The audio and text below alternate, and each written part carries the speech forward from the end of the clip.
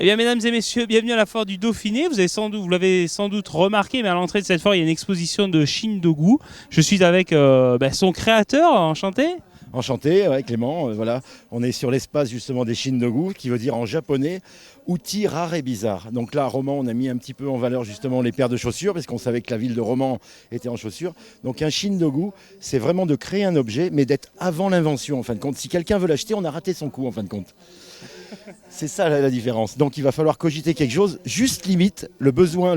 En fin de compte, on a un besoin naturel. On se dit tiens, on va créer un objet, on le fait, mais il faut surtout pas que ça marche si on a raté le coup. Alors ça fait là il y a combien d'inventions entre guillemets qui ont été imaginées dans votre tête alors Là, on a fait 70 paires de chaussures. Donc on imagine combien de temps j'ai planché pour savoir justement le besoin naturel des gens et pour trouver quelque chose de marrant. Et sinon j'en ai 1000, disons, dans les réserves en fin de compte. Ici c'est qu'une petite exposition par rapport à d'habitude. Et en fin de compte j'ai exposé quand même au Palais de Tokyo, donc à Paris. Donc c'est entre l'art vraiment et l'invention.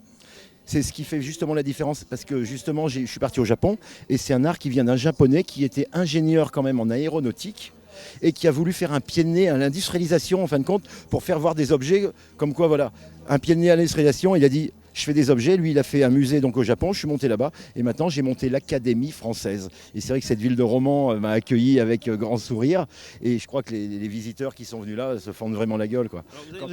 Exactement, on rigole Quand on voit beaucoup. les chaussures chevreuil ou sanglier, ou alors les chaussures bougie, ou alors celle qui a marqué aussi les gens, parce qu'on s'imagine tout de suite avec Shin-Dogu, c'est qu'en fin de compte, les 10 commandements, il ne faut pas que ça soit religieux, il ne faut pas que ça soit mauvaise pensée, il faut que ça soit l'esprit d'enfant carrément qui soit là, quoi.